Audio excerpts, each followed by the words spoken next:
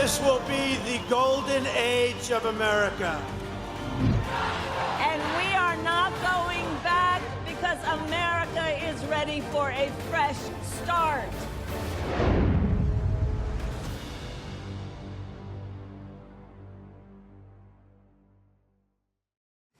네, 여러분은 미국 대선 특집 함께하고 계십니다. 사실 그 미국 대선의 3대 쟁점 중에 하나가 경제 문제입니다. 그리고 이 미국 대선 선거의 판도에 따라서 한국 경제에 미치는 영향력은 상당할 것으로 예상이 됩니다. 그런 와중에 이 여러 가지 정책 변화로 우리 경제가 좀 힘들어질 수 있다라는 우려를 또 하시는 분들이 계십니다. 그래서 오늘 이 시간은 우리가 어떻게 대비를 해야 되는지, 어떤 영향권 안에 있을지에 대해서 전격 분석을 해드리려고 합니다. 자, 오늘 미국 대선 특집으로 특별히 모신 분이 있는데요. 예, 정철 한국경제연구원 원장과 함께하겠습니다. 원장님, 어서 오십시오. 네, 반갑습니다. 네, 이렇게 소중한 감사합니다. 걸음해 주셔서 반갑습니다. 예, 감사합니다. 네, 오늘 좋은 말씀 좀 부탁드리고요. 네. 지금 미국 대선 결과가 국내 산업계에 미치는 영향이 적지 않을 것이다, 이렇게 얘기가 되고 있는 상황인데, 미국 쪽에서 통상 정책의 변화가 당연히 있을 거잖아요. 우리 경제에 미치는 영향력은 얼마나 된다고 보시는지요? 일단 시나리오는 두 개입니다. 그래서 예. 트럼프 후보자가 당선이 됐을 때를 가정하고 좀 들어보도록 하겠습니다. 예. 예. 뭐 우리나라뿐만 아니라 사실 미국의 리더십이 변화가 생기면 네. 당연히 세계 경제에 미치는 영향이 클 것이고, 예. 또 대한민국 경제는 또 세계 경제에 또 의존한 수준이 상당히 높기 때문에 어쩔 수 없이 이제 국내 경제에 미치는 영향이 클 것이라고 좀 생각을 하고 있고요. 예. 특히 이제 그 트럼프 후보 같은 경우는 자유무역주의를 굉장히 미국에 대한 위험으로 생각을 할 정도로 굉장히 보호주의적이고 자국 중심주의적인 정책을 펼 거라는 걸 이미 우리가 트럼프 일기 때 본 바가 있잖아요. 네. 그래서 당시에는 그 대부분 이제 관세를 이용한 그러한 그 통상 정책을 해서 굉장히 그 동맹국을 포함한 그 모든 그 무역 상대국에 대해서 압박을 가하고, 물론 이제 미중 관세 전쟁까지 하면서 그 중국에 대한 압박이 컸긴 했지만 우리나라를 포함한 다른 동맹국들도 어려움을 겪은 부분이 있었다. 예. 그런데 지금 보면 그 며칠 전에 저 파이낸셜 타임스에 그 로버트 라이타이저라고 굉장히 그 유명한 그 미국의 무역 대표부 대표를 했던 분이 통상 정책을 총괄을 했는데, 예. 지난 일기 때 이분이 기고한 걸 보면 미국이 이러한 그 불공정한 무역 관행에 대응하기 위해서 이제 관세만 있는 게 아니다. 그러면서 한 두 가지 정도를 더 얘기를 했어요. 예. 관세 외에도 예를 들어서 수출 수입을 하는데 그런 어떤 서티피켓, 그 자격증을 발급을 하겠다는 거죠. 예. 그러면 이게 수출입하는 거에 있어서 어떤 그 수량 통제 같은 게 가능해지는, 굉장히 빡빡하게 구는 그렇죠. 상황인 그런 거죠. 부분이 예. 생기는 거고, 또 한 가지는 이제 해외 자본이 미국에 투자할 때 그 자본 액세스 접근하는 거에 대한 수수료를 부과하겠다는 거예요. 이거는 어떻게 보면 이 그 발상의 전환이라고 할 수 있습니다. 그러니까 바이든 행정부 때는 보조금을 줘서 미국에 투자를 하게 끌어들인 거잖아요, 해외 사실상 자본을. 그것 때문에 투자를 했다라는 결과치도 있더라고요. 많죠. 예. 근데 이제 트럼프는 그 발상을 바꿔서 오히려 투자하려면 미국에 투자하는 게 너네한테는 어떻게 보면 기회를 주는 거니까 네. 거기에 대해서 수수료를 부과하겠다. 예. 이게 얼마나 정말 우리가 생각하기 어려운 그런 그 다운 발상이죠. 발상인 것 같습니다. 그럼요. 예, 그래서 이러한 어떤 그 다양한 방식으로 통상 정책의 변화가 예상이 되고요. 이제 결과적으로 그렇게 되면 미국의 소비자 물가는 올라갈 수밖에 없는 그런 상황이 될 것이고, 네.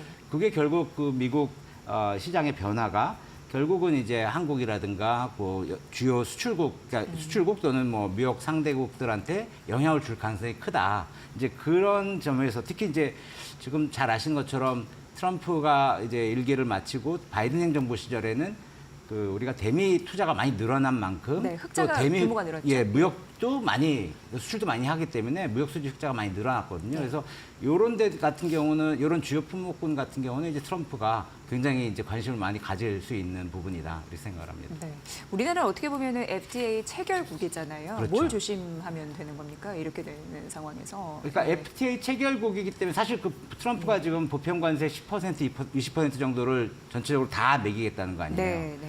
근데 사실 우리가 한미 FTA에 있기 때문에 우리가 관세가 없는 거잖아요, 사실은. 그러면 우리가 거기서 이제 면제가 되거나 그 유예가 되는 그런 상황이 가능하냐? 그건 사실 아직 모르는 거고, 예. 만약에 이제 새로운 정부가 들어섰을 때 거기에 대한 협상에 대한 준비도 필요하다고 생각을 합니다. 그래서 만일 우리가 이제 면제되는 게 된다면 굉장히 우리한테 유리한 그런 상황이 되는 것이고요. 네. 그렇지 않다 그러면 또 뭐 똑같은 상황에서 이제 미국 시장에 대한 공략하는 전략을 좀 새로 짜야 된다 생각을 합니다. 트럼프 후보자가 당선됐을 때를 가정해봤을 때 통상적으로 나오는 얘기가 이 자동차 그리고 배터리 이쪽에서 좀 곤욕을 치를 가능성이 있다 이런 언급도 나오잖아요. 그렇죠. 예, 예, 아무래도 이제 우리가 무역 수지 흑자를 많이 본 품목이 네, 바로 자동차 여기니까. 배터리 이쪽 부분이었기 예, 예, 때문에 예, 그거는 예. 이제 전략적 그거는 근데 저희가 사실 설명은 가능합니다. 왜냐하면 바이든 행정부에서 워낙 이제 청정 에너지 얘기를 하면서 전기차에 대한 어떤 수요를 많이 그러니까 올리려고 하는 노력을 했기 때문에 네. 자연스럽게 이제 전기차에 대한 보조금 같은 것들이 들어가고 그에 따라서 이제 시장이 반응을 한 거죠 거기에. 그러면서 이제 한국산 그 전기차나 배터리가 뭐 성능도 좋고 하다 보니까 미국 시장에서 잘 팔린 거고요. 그런데 이제 트럼프한테는 그런 설명이 잘 먹혀 들어가지 않을 가능성이 있기 때문에 그렇죠. 또 거기에 대해서는 또 다른 또 전략이 필요하다 생각을 합니다. 네, 마이웨이 이게 좀 강하기 그렇죠. 때문에 항상 예. 그게 좀 문제가 예. 되는 것 같습니다. 근데 반대로 해리스 부통령이 당선이 된다면 어떻게 예상하십니까? 예, 우리나라는 워낙 이제 수출이 중요해서 요 질문을 조금 해드려야 될 것 같습니다. 그렇죠. 예. 해리스 부통령이 당선이 되면 일단은 바이든 정부의 정책을 계승할 가능성이 높잖아요. 큰 틀에서 그렇더라고요. 큰 틀에서는 대부분. 그렇게 되죠. 예, 그렇죠. 예, 예. 그런데 이제 해리스 부통령이 되면 바이든 정부에 비해서 좀 더 노동이라든가 그 환경, 이 민주당 전통적으로 중요하게 생각하는 부분 네. 여기에 대한 그 좀 정책 강화가 예상이 되거든요. 예. 사실 그렇다 보면 이제 강제노동 방지법이라든가 여러 가지 그 노동 관련된 정책이 강화되면 우리가 미국에 투자한 한국 기업들 입장에서는 좀 이 생산 비용이 올라가는 거잖아요, 사실은. 이제 그런 측면이 하나 있고 또 환경 정책이 강화됐을 경우에도 또 여전히 마찬가지인데 네. 한편으로 보면 오히려 그게 또 기회 요인으로 돼서 네. 우리가 예를 들어서 반도체법이라든가 IRA 그 인플레이션 감축법 나왔을 때 반도체법은 당연히 우리 반도체 기업들한테 좀 수혜가 돌아가는 거니까 좋은 그렇죠. 거였는데 예. 사실 IRA 처음 나왔을 때 국내에서 엄청 파장이 컸잖아요. 이거 이렇게 하면 사실 한국 전기차 팔기 어려운 거 아니냐. 예. 그런데 우리가 굉장히 현명하게 정부하고 기업들하고 같이 해서 그 우리가 돌파구를 모색하고 그때 생각해보니까 진짜 그러네요. 그럼요. IRA가 엄청 지금 오히려 네. IRA가 살짝 없어질까 봐 잊고 걱정을 있었어요. 하는 예, 거잖아요. 예, 예. 그러니까 예. 세상이 이렇게 바뀌는 겁니다. 그래서 예. 오히려 이제 해리스가 되면 좀 더 그런 IRA라든가 이런 부분에서 환경 친화적인 그런 정책이 많이 될 건데 거기에서 또 우리 기업들이 좀 더 그 기회를 발견할 수 있다 이렇게 생각을 합니다. 그러니까 사업을 축소하거나 뭐 어떤 대통령이 되던 아니면은 뭐 돈을 더 써야 되는 상황이 올 수 있어도 우리나라는 또 위기를 기회로 극복한 사례가 있기 때문에 맞습니다. 예, 어떻게 이거를 전략적으로 활용하는 게 중요할 것 같습니다. 특히 네. 아까 잠깐 언급하신 그 한미 FTA 같은 경우에 네네네. 사실은 저희가 이제 그 통상정책에서 가장 큰 성과 중에 하나가 사실 한미 FTA고 예. 우리나라가 이렇게 많이 그 선진화되는데도 상당히 중요한 역할을 했다. 단지 수출을 많이 한 거 외에 경제 전반에 걸쳐서 어떤 시스템의 업그레이드가 있었던 부분이 또 작용을 한 거고요. 네. 그런데 이제 한미 FTA가 있다는 거는 굉장히 우리한테는 유리한 측면이 있다. 그러니까 트럼프가 됐을 때도 왜냐하면 지금 트럼프 일기 때 이미 우리가 한미 FTA 재협상을 했고 성공적으로 그걸 마무리했기 때문에 사실 트럼프가 그거에 대해서 함부로 비난하기도 어려운 상황이고요. 또 해리스 같은 경우도 우리가 그 앞으로는 당분간 그 FTA를 미국이 더 체결할 가능성은 적기 때문에 우리가 이미 갖고 있는 이런 중요한 채널로 활용을 할 수 있겠다 생각을 합니다. 그러니까 사실 FTA 요거 다시 재협상해야 되는 거 아니냐는 우려감이 있었는데 그런 쪽에서는 좀 상쇄할 가능성도 있는 거네요. 그렇죠. 오히려 그러니까 한미 FTA 재협상이 만약 해리스가 됐을 때는 거의 없다고 보시면 되고요. 예, 그건 이제 무난하게 넘어가고. 네, 네. 근데 트럼프가 됐을 경우에도 재협상을 하더라도 오히려 어떤 면에서는 우리한테 좀 유리한 쪽으로 전략을 해서 할 수도 있고, 근데 트럼프가 됐을 경우에도 그렇게 한미 FTA 재협상은 잘 크진 않고요. 제가 볼 때는 오히려 그거를 중요한 채널로 활용하는 게 그러면서 거기를 통해서 이제 좀 더 물밑 협상도 할 수 있고 하지 않을까 생각합니다. 네, 그렇습니다. 사실 이제 FTA 재협상에 대한 우려는 좀 일축하는 발언을 해주셨기 때문에 그건 좀 안심이거든요. 예, 생각보다는 덜할 것이다. 그렇다면 한국 정부와 기업들은 어떤 또 노력을 해가면 좋을지 예, 싶은데요. 예, 추가적으로 말씀하시고 이게 사실 그 이제 한국 정부는 물론 미국 정부를 대상으로 해서 뭐 한미 FTA 그 채널을 활용한다든가 뭐 다양한 협력과 협의를 할 수 있겠죠.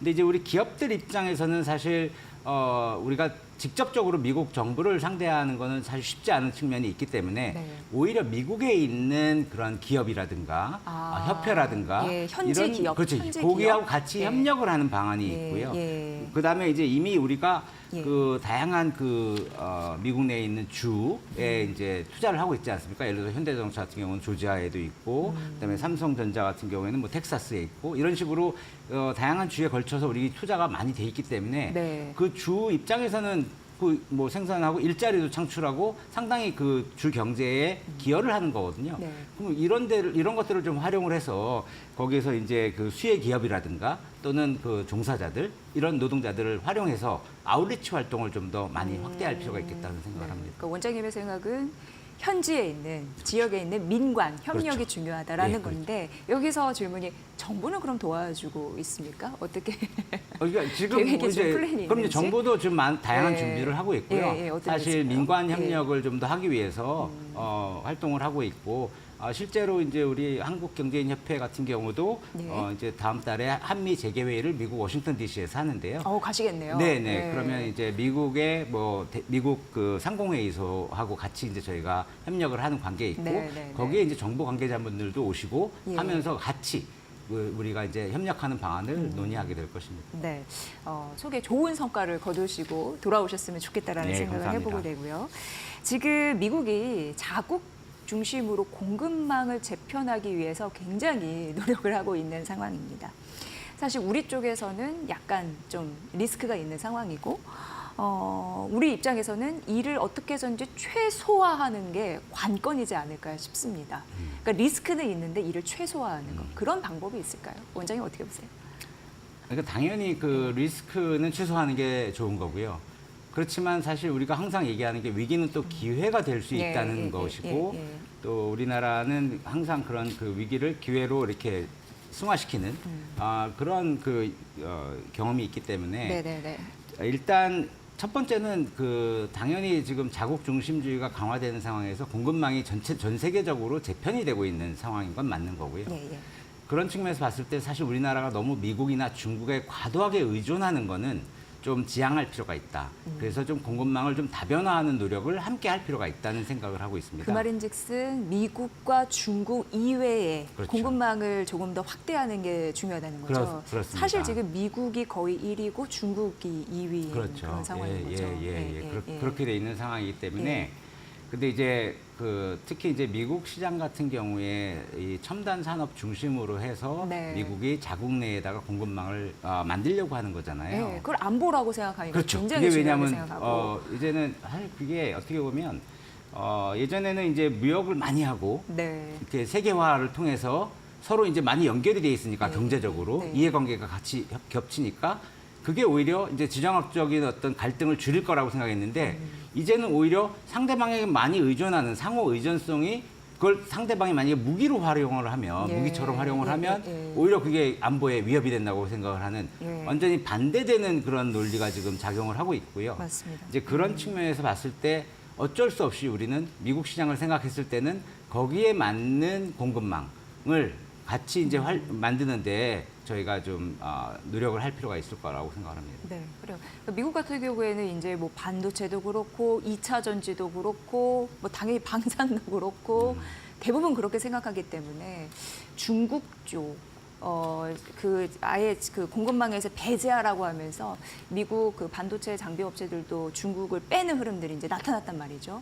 근데 우리는 또 중국 시장에 또 의존하고 있기 때문에 이게 잘못 틀어질 경우에는 우리 입장으로서는 반쪽 시장을 거의 지금 떼어내는 것과 같은 결과를 나타내기 때문에 공급망 확대가 굉장히 중요하다. 맞습니다. 이런 말씀을 네. 해주셨고요. 네. 또 다른 게 있을까요?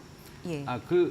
지금 말씀해주신 그 중국 관련한 부분은 네. 사실 우리 반도체 업계에서도 중국에 많이 이제 공장도 있고 또 중국 시장에 이제 우리가 물건을 공급하는 부분들이 있는데 맞습니다. 예. 당연히 미국에서는 그 중국에 대한 견제를 하면서 한국이라든가 그런 동맹국들도 같이 동참하기를 원하죠. 예. 그렇지만 이제 이러한 현재 지금 있는 그런 공급망을 완전히 무시할 수도 없고 완전히 폐기할 수도 없는 거기 때문에 이제 그런 측면에서 사실 한미 간의 그런 협의가 되게 중요한 거고요. 그리고 실제로 우리가 정부에서도 그런 부분에서 상당히 성과를 많이 거두어서 네. 실제로 우리 그 기업들이 중국에 공급하는 부분에 대해서 유예를 받거나 그렇죠? 면제를 받거나 하는 그런 경우들이 있었기 때문에 이제 당연히 그런 그 공급망 다변화를 하는 과정에서 또 이제 미국과 중국에 대한 그런 시장에 대한 그런 관리 이런 걸 위한 노력도 필요하다고 생각을 합니다. 원장님께서는 트럼프 혹은 해리스 어디가 더 리스크가 크다고 보십니까? 이건 당연히 트럼프인가요? 예. 뭐 대부분 다 그렇게 생각을 하죠. 사실 해리스가 되면 사람은 누구나 이렇게 변화에 대해서 좀 두려움을 갖고 있는 거잖아요. 네. 그러니까 해리스가 될 경우는 바이든 정부의 정책이 어느 정도 상당 부분 계승이 될 거라고 생각을 하기 때문에 네. 이제 리스크가 적은 거죠. 우리가 변화해야 될 부분이 적고. 근데 앞서 모두에도 말씀드린 것처럼 트럼프 대통령이 다시 돌아오게 되면 우리가 생각하지 못한 것들을 활용한 그런 새로운 정책들을 펼 거고 네. 그럼 거기에 대한 불확실성이 크기 때문에 아무래도 좀 더 불안하고 리스크가 크다고 생각을 하는데요. 또 아까 말씀드린 것처럼 보편 관세가 예를 들어서 네. 우리 한미 FTA 같이 FTA 체결국에 대해서 좀 면제를 해주거나 유예를 해주거나 하는 게 생기면 오히려 더 큰 기회가 우리한테 올 수도 있다 네. 이런 생각을 하고 있습니다. 네, 그렇게 좀 정리를 해보고 지금 원장님께서 공급망을 좀 다변화하는 게 우리로서도 필요하다라고 말씀하셨는데 혹시 이런 생각 때문이 아닌지 여쭤보고 싶은 게 대미 시장이 위축될 가능성이 있어서 이렇게 연결시킬 수 있을까요? 아니면 너무 섣부른 판단이었나요? 어떻게 보십니까? 물론 네. 대미 시장 위축 가능성이 있습니다. 있어요? 아까 말씀드린 것처럼 네. 특히 이제 트럼프가 됐을 경우에는 인플레이션 가능성이 되게 높아지잖아요. 그렇죠. 그러면 아무래도 이제 미국 그 소비 여력이 많이 축소될 가능성, 그러면 이제 미국 시장이 좀 위축될 가능성이 있는 거고요. 해리스가 당선됐을 때 만약에 환경이라든가 노동 분야에서 굉장히 강력한 어떤 정책을 추진을 하게 되면 네네네. 그것도 여전히 생산 비용을 많이 높이게 되는 거고 결과적으로 이제 미국에서의 생산에 좀 위축이 될 가능성이 있다. 이제 그런 측면 때문에도 있지만 네. 기본적으로 지금 추세가 신자유주의에서 벗어나서 이제는 이제 자국 중심주의, 보호무역주의가 이제 거의 대세를 이루고 있는 상황이기 때문에 맞습니다. 예. 예, 그런 그 중장기적으로도 우리가 리스크를 관리하기 위해서는 그러니까 지금과는 좀 달라진 그러니까 과거에는 사실 생산 비용이 가장 낮은 효율성이 가장 중요한 가치였어요. 어떻게 보면 기업들이 어느 해외 시장 진출하고 어디서 생산하고 할 거에 대해서. 근데 지금 와서는 사실 안보와 결부된 그러한 그 생산 전략이 필요한 것 같습니다. 그게 결국은 공급망 다변화라고 생각을 합니다. 네. 이 부분도 좀 생각해 봐야 됩니다. 미국 대선 결과에 따라서 환율이 또 변동될 가능성이 있습니다. 지금 트럼프 전 대통령이 된다면 강달러, 킹달러 이거 될 거다. 해리스는 뭐 다소 완화되지 않을까 이런 생각이 있고 금융시장도 바뀔 것으로 예상되는데 이에 대응하기 위한 방안이 어떤 게 중요할지 지금 환율이요 1,400원 가까이 치솟고 있다고 하거든요. 예. 이게 또 워낙 약세의 대표적인 흐름들이 오늘 시장에서도 보여주고 있기 때문에 굉장히 좀 민감합니다, 원장님. 사실 예. 그 환율이 어떻게 예. 변화될지에 대해서 정확하게 예. 전망한다는 건 굉장히 어려운 일이고요. 다만 이제 중요한 거는 왜 환율이 우리한테 중요하냐면 우리는 대외 부문이 굉장히 큰 비중을 차지하고 있기 때문에 환율 변동이 굉장히 중요한 변수가 되는 것인데요.